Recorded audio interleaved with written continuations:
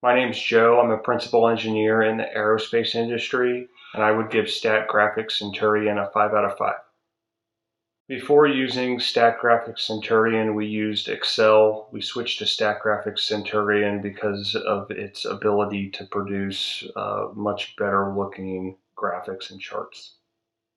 Statgraphics Centurion is a very powerful statistics tool. We really liked that it produced such nice looking graphics that made reporting up to higher levels of management a much more impressive looking document.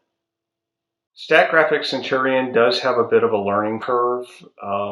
I would recommend using online training tools. There's actually a lot of good YouTube videos that really helped make it something that we were able to use rather quickly.